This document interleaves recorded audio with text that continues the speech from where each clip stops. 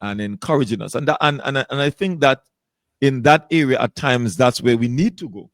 And those are things that we need to get caught up with also in regards to mission. I want you to talk a little bit about that. The I think importance of the mission and being mission minded from our areas. the last time or a time ago, me and you spoke, and we were speaking about the Jeremiah, and that same conversation came back to me today. I'm perhaps we'll see how God would take the broadcast, but um, it's important as we talk about mission, as we talk about the Great Commission, um, that each and every individual. I don't know about you, but I rather like. I have to pray for your brother. I rather like food, and I like a buffet. You know, I'd spend a few days at a local hotel, boy, and the buffet, long line of buffet, and we get to pick our favorite. The dessert section there, boy. I couldn't even look over there. I had to plead the blood over there because, boy, I like a little sweet, and the table was long. I do believe, though, with regards to the things of God, it is not a buffet. I think that from scripture, though God would give us a free will, God has a plan and a purpose for each and every one of us. I have the book of Jeremiah open, in Jeremiah chapter 1 and verse 4. It says, Then the word of the Lord came unto me, saying, Before I formed thee in the belly, I knew thee.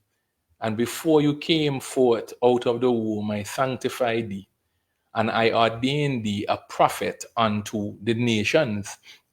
I think that as we seek God, He will peel back what He has planted in our heart. And I don't think that God gave Jeremiah the definition for his mission, which was prophetic.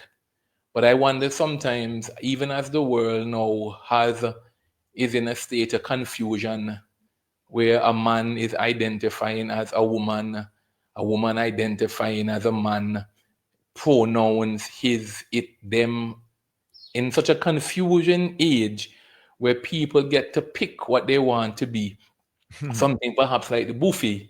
I wonder if we don't have that problem in the body somewhat, where perhaps a prophet want to be a teacher, or a teacher want to be an evangelist, or an evangelist want to be a prophet.